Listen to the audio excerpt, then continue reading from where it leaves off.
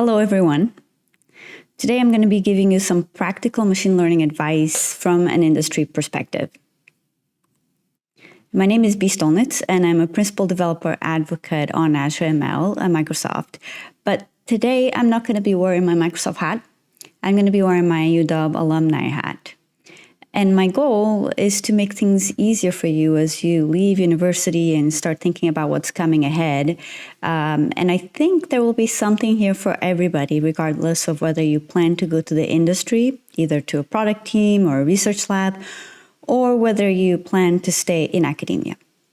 So let's dive right in.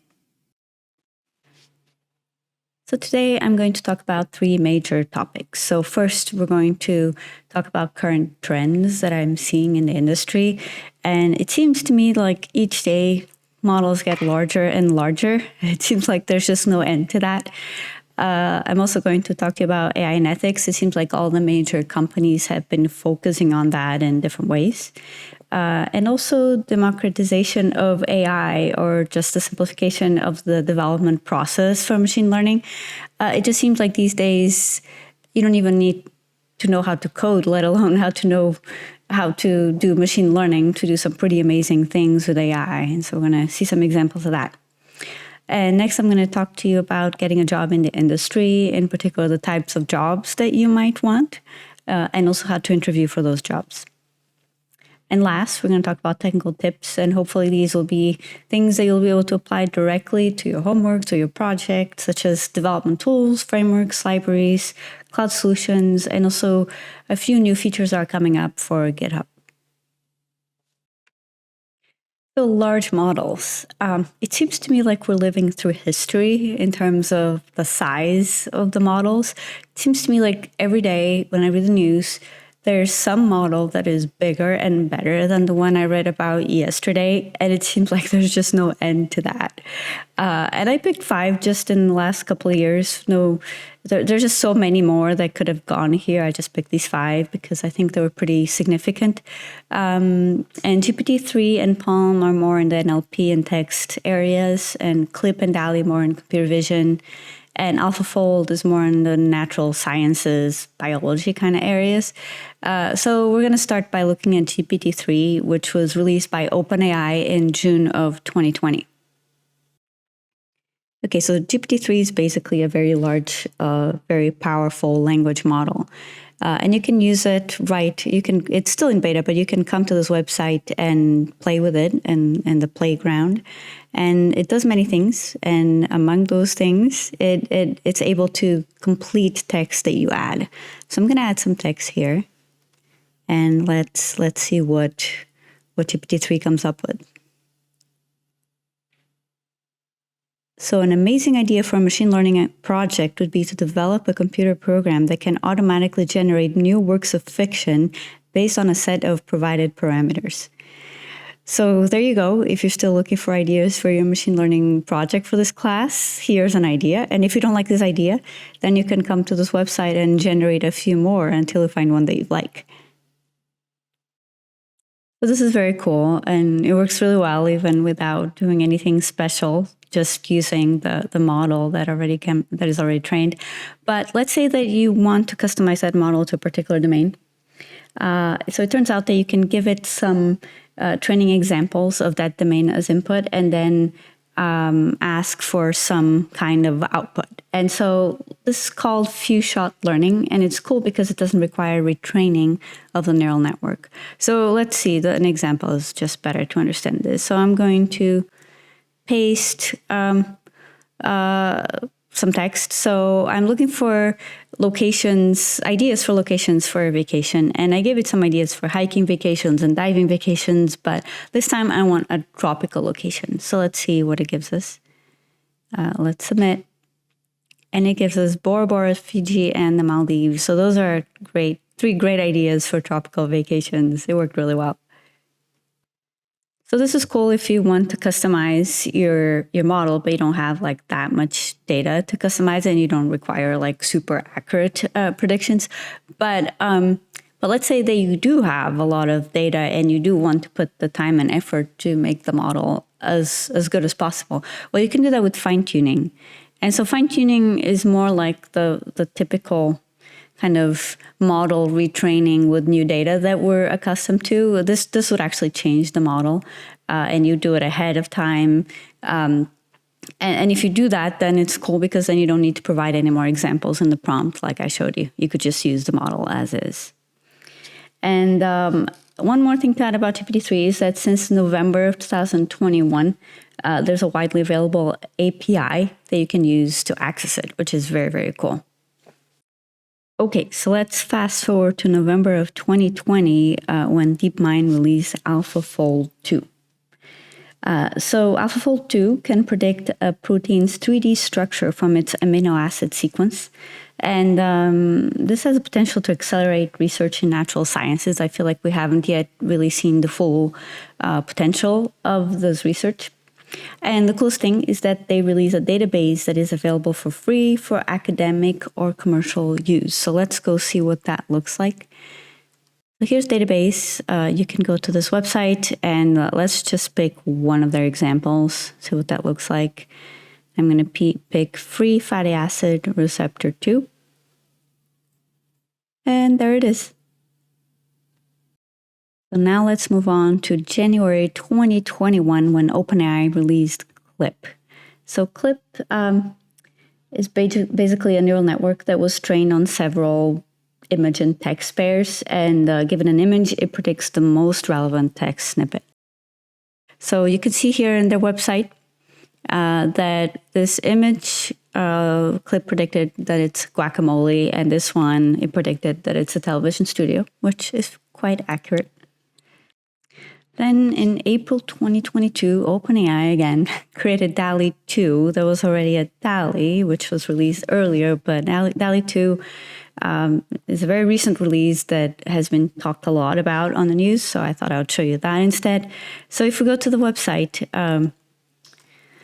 you can see actually they explain it best. DALL-E can create original, realistic images and art from a text description. It can combine concepts, attributes, and styles. So for example here, let's see, teddy bears. We want to see teddy bears mixing sparkling chemicals as mad scientists as a 1990s Saturday morning cartoon. Or maybe we want them to be shopping for groceries in ancient Egypt. So you can play with all sorts of combinations and get these really cool images back. But it can do more. It can also make edits, like super realistic edits. So for example, I would like the little flamingo thing to be in this location or in that location or in the original location. And it just seems like better than my Photoshop skills, that's for sure. And it can also take an image and create different variations of that image. So for example, for this image, here are some very cool variations of that image. And finally, also in April 2022, so just very recently, Google released PaLM. PaLM stands for Pathways Language Model. So let's see what that's about. So here's the Google AI blog, very long explanation of everything you might want to know about it, lots of examples. And it does like one remarkable thing, which it explains jokes. I mean, there's lots of remarkable things, but I just think this one's funny. So for example, if you give it the prompt to explain this joke, did you see that Google just hired an eloquent whale for their TPU team? It showed them how to communicate between two different pods. The model will explain. TPUs are a type of computer chip that Google uses for deep learning. A pod is a group of TPUs. A pod is also a group of whales. The joke is that the whale is able to communicate between two groups of whales, but the speaker is pretending that the whale is able to communicate between two groups of TPUs. I think this is really good. Okay, so now let's move on to the next trend, AI and ethics. So it seems to me that every major company has been focusing on this topic in some ways. You go to any of their websites and you'll find some message that addresses AI and ethics specifically. And so what does it mean? It means that AI needs to benefit everyone, needs to be fair, needs to not be biased. It means slightly different things to each company, but there's broad agreement, I would say. So, for example, DeepMind says we want AI to benefit the world, so we must be thoughtful about how it's built and used. And you'll see similar information in Google's website, where you can see their principles. Same thing, Facebook has 5 pillars of responsible AI. OpenAI has a very, very good mission to ensure that artificial general intelligence benefits all of humanity. And you'll find the same thing at Microsoft. Microsoft has responsible AI principles, and you can go read more about them in each of the websites. And AI and ethics, it's really a complex topic, and there's a variety of jobs that are needed for this topic. And so on one end of the spectrum, you have people defining the right answers for these ethical issues. So, for example, should you use AI for the military? Why? If so, why? And if not, why not? Personal privacy, how important is it? How do you balance that with having AI benefit all of us without kind of infringing on our private data? And so all these things are actually pretty hard questions. They're not like as black and white as they might seem. And then on the other end of the spectrum, you have like engineering tools. So you have actual engineers working on these tools. And these are general like development tools that help machine learning engineers make better decisions with their work. And there's obviously, a huge spectrum kind of in between. Of people working a little bit closer to the policy making or a little bit closer to engineering.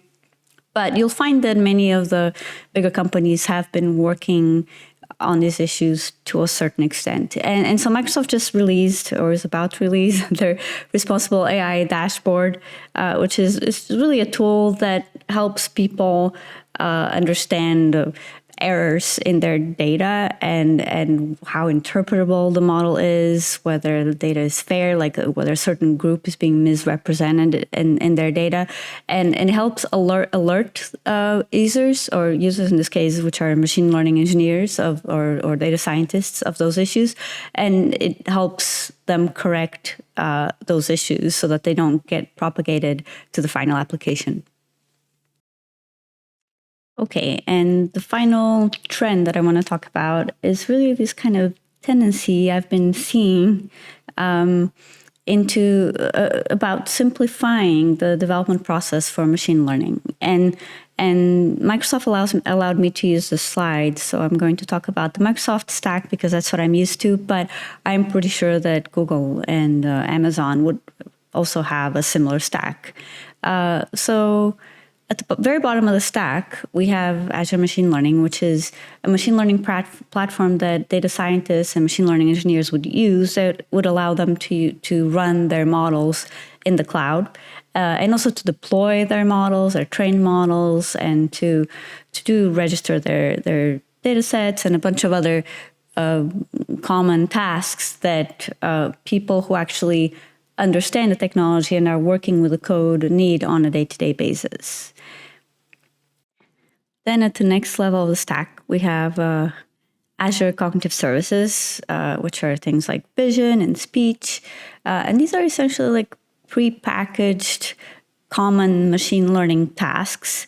And they're very cool because they're generic enough, but also customizable enough in the sense that, for example, if you want to build a vision model that distinguishes dogs from cats, you could write that code from scratch and train it with Azure Machine Learning, but it would be a lot quicker, a lot easier to use the vision cognitive service and just give it a few images of dogs and cats and tag them, and boom, you have your model, right? So this is very cool, both because it enables people who may not know machine learning to do machine learning tasks, but also because it saves time for people who do know machine learning so that we can focus on things that are actually a little bit more challenging than recognizing dogs and cats.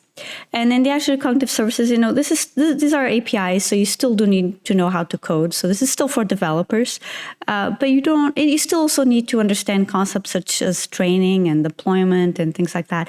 But you don't necessarily need to be an expert in machine learning to use them. So this opens up the possibilities for so many more people to use machine learning. Then at the next level, we have applied AI services, such as, for example, the form recognizer. And you still need to be a developer to use these. You're still writing code, but you're writing much higher level code. For example, if you want to recognize a form, like a paper form with titles and places to fill out information, you can just use the form recognizer instead of trying to build all those pieces yourself from lower level cognitive services or even lower level custom code. And here's where things get interesting. At the very top of the stack, we have business users actually using machine learning to do some pretty amazing things. And these people don't know how to code, and they certainly don't know how to write machine learning code. And yet I've just been amazed with the creativity that has been coming out of these solutions. And here's a great example of that. So this is a video that my friend Aishkal and I created for Microsoft. It's a live video a few months ago where we interviewed Benjamin and Caleb. So Benjamin is a Microsoft employee, and he knows how to code and he knows IoT, but he doesn't know machine learning in the formal sense. And he was able to create an artificial nose with sensors that collect data from the air. And then from those sensors, he was training a model that is able to detect different smells. It's able to classify different smells. And then Caleb came along, and Caleb is a 13-year-old kid that was looking for a science project. And Caleb also doesn't know machine learning, and he doesn't even know how to code. And he found Benjamin's artificial nose, and he trained it to detect fungal pneumonia based on data that he collected. And his story became pretty popular and it inspired a lot of people after this interview. And it ended up being #1 on Hacker News that day. So you heard about some recent trends in industry, and how do you stay up to date? Things are happening so fast in AI that I think it really pays off to put some effort to keeping up to date with the news. So I love these two newsletters. Andrew Ng's newsletter called The Batch is really good. It focuses both on research and industry. And also AI2 also has a newsletter. AI2 is a local company that was founded by the late Paul Allen. I also recommend reading some form of tech news. I put here a combination of general tech news and local Seattle tech news. There's many examples of general tech news sites that you could pick. And also conferences. There's so many conferences, but just to boil it down to two, there's NeurIPS for research papers. So it focuses mostly on research papers and posters and that kind of stuff, and also like workshops. And then ODSC for industry news, and this focuses more on like solutions to different aspects of the ML lifecycle.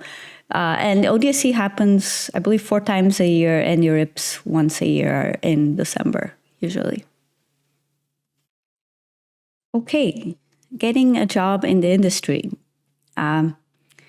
So we're going to talk a little bit about different types of jobs and how you interview for those jobs. And some of you probably already know that you want to get a job in the industry doing AI.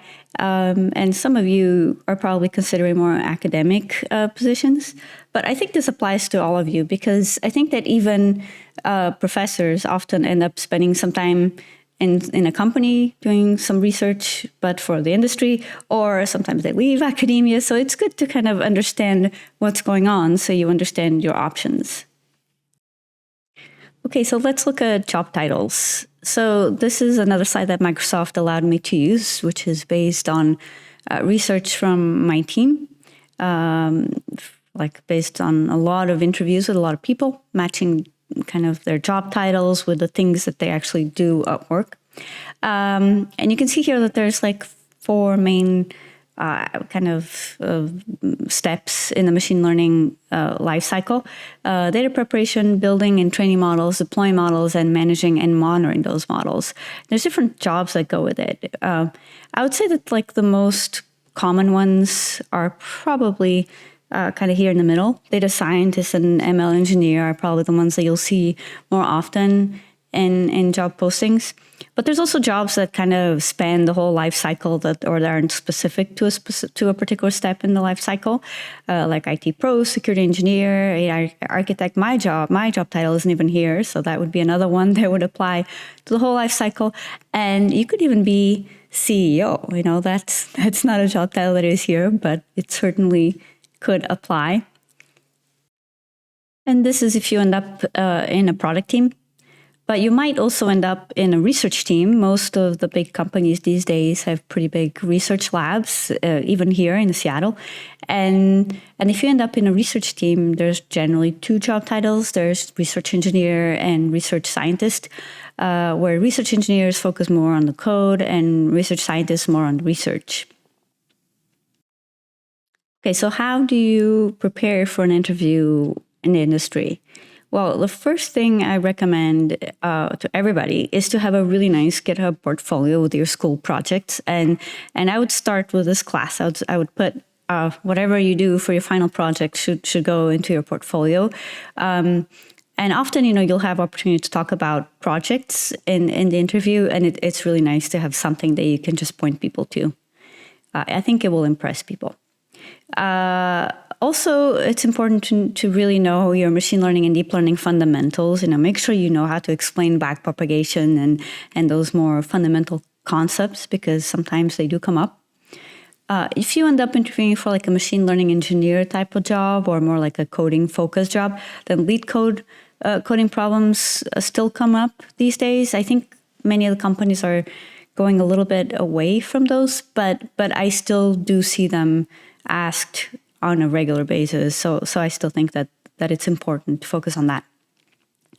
And also leadership skills.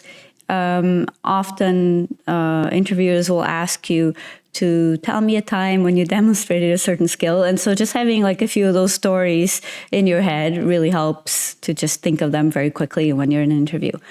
But mostly like every company is different. So do your homework. Read about the company, read about what they're doing in the AI space, read about what the team that you're interviewing for is doing, and just have good questions and show interest. If you are interested in the job, then you should definitely show that you're excited about it. Okay, so we talked about current industry trends, how to get a job in the industry. And next, I'm going to give you some technical tips that I hope will be very applicable for your project, but also for your future life.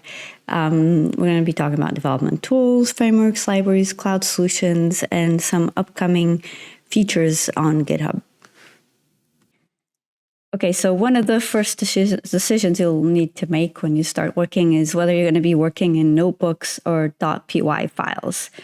And I think that in this class, you've probably mostly used Jupyter notebooks for your homeworks, maybe even for your final project. But in the industry, some people will use notebooks, but a lot of people will structure their projects into .py files. And that decision partly comes down to like personal preference, but also your role kind of affects that decision also. So if you're a data scientist or a research scientist, you may write mostly prototype code, so you may be able to spend most of your time in notebooks, because notebooks are really good for experimentation and quick prototyping and kind of proofs of concept, that kind of stuff. But if you're a machine learning engineer or like writing code that may end up in production in some way, then you'll probably need to structure your code in .py files. And so .py files just allow you to structure your code much better. They make it more maintainable. They allow you to plug into cloud solutions that help it scale. So they have all sorts of advantages. So what about DevTools? Well, once again, this kind of comes down to your choice of notebooks or .py files. And if you're using .py files, then VS Code and PyCharm are quite popular. If you're using notebooks, I would say that Google Colab and Jupyter would be the most popular, although you can also use VS Code and PyCharm just fine with those. Okay, now let's talk about frameworks. So I believe that in this class, you guys are using PyTorch. But I'm sure you've heard of Keras and TensorFlow also, right? And so those are kind of like the major ones that you see people using these days. So PyTorch is a little bit more popular in academia, and PyTorch was made by Meta. And Keras and TensorFlow are a bit more used in industry, and they're made by Google. And Keras is just a kind of like a higher level API for working with TensorFlow. It just makes it easier to work with TensorFlow. So why does academia prefer PyTorch and industry prefer TensorFlow? Well, historically, PyTorch used to be much easier to debug, and TensorFlow used to have much better deployment capabilities. But these days, they both added features that kind of make these differences in capabilities not that significant. For example, TensorFlow added eager execution mode, PyTorch added torch script. So these days, I would say that it really comes down more to personal preference of what you're used to, what you like, more than it does like specific capabilities that are missing in these platforms, although it occasionally it still happens depending on your job and what you're trying to do.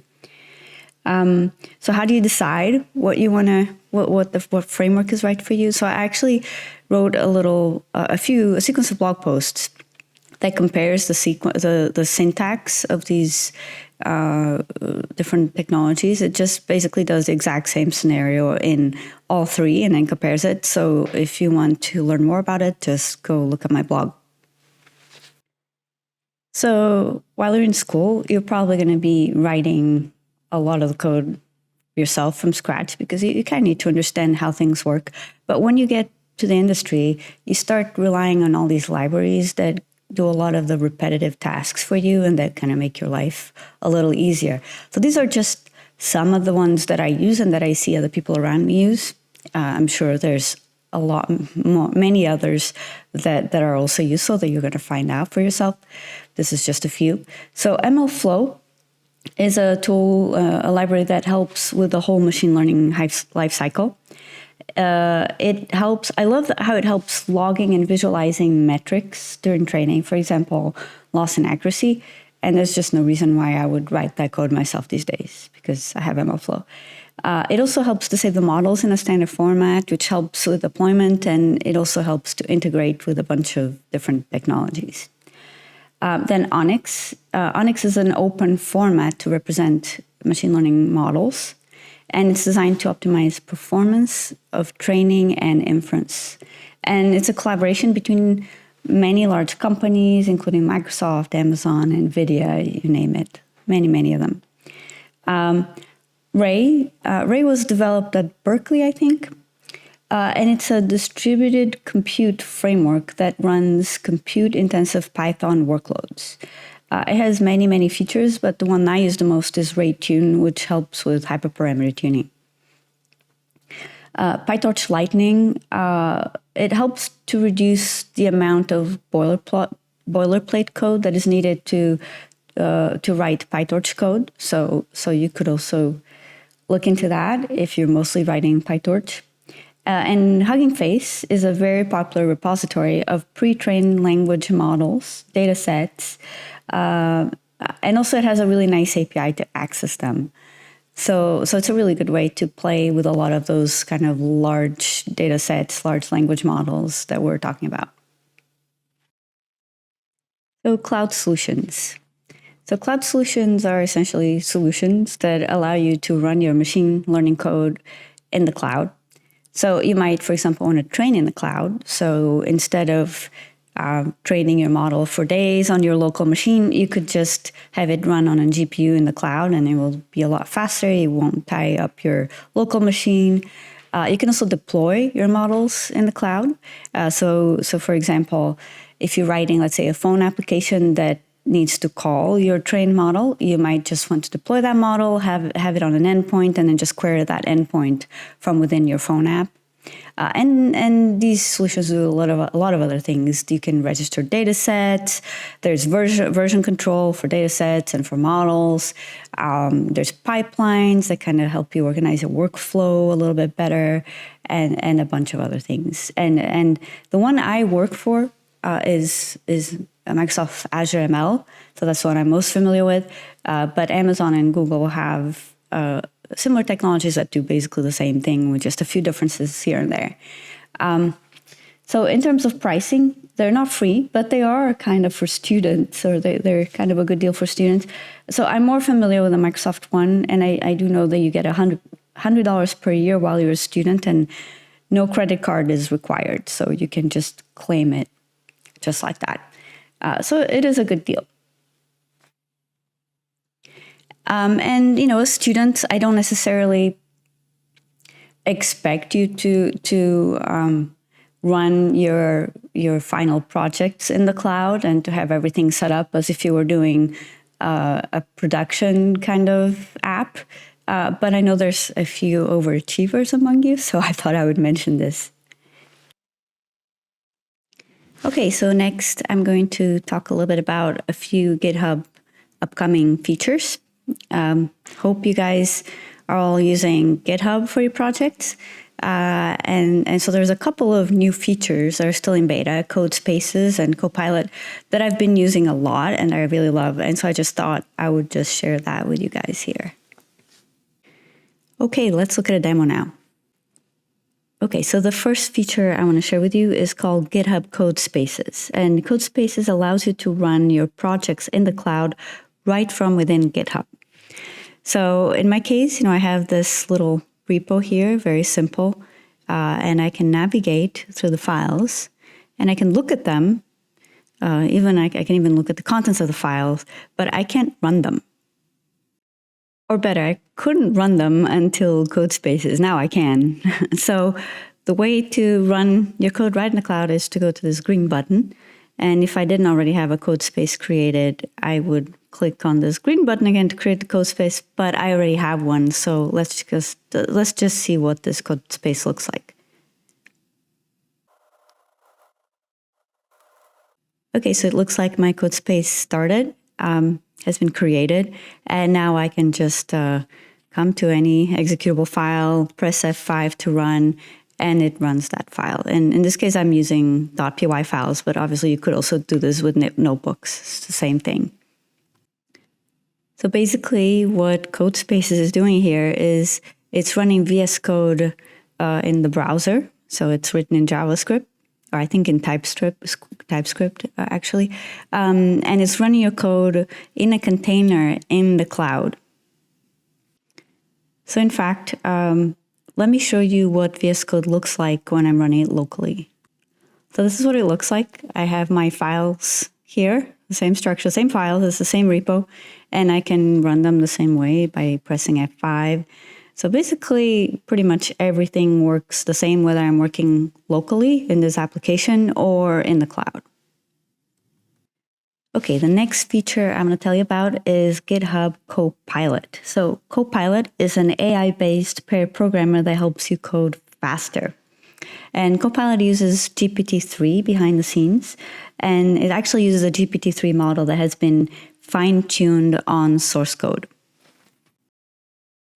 Okay, so let's see how Copilot can help you in your day-to-day coding. So let's look at this file. I believe this was one of your homeworks, so this may look familiar. And let's see that I'm writing this code and I need to write the sigmoid function. So I'm just going to press Tab, and Copilot suggests what I should type right away. So I can just do Tab again, and boom, the code is there. And so let's say another spot here. I know I already have all my training code here, but I need to update the weights. But I don't remember exactly how to update the weights. So I do enter, and boom, it suggests right away how to update the first weight. I do Tab, enter, and suggests the second weight, and the third, and the fourth, and done. So I've been using Copilot since the beta came out, right at the very beginning, and I use it every day, all the time. And it has helped me so much, and it has saved me so much time. And it's so accurate, not 100% accurate, so you still need to think, but it does provide some really great suggestions. My only word of warning here is please don't cheat on your homework. And that's a wrap. I hope that there was some information that I shared here today with you that was new to you and that will be useful to you either during the class or after you leave the class in your career. And I do hope that you consider a career in AI. And if you need any advice, just feel free to reach out. Thank you.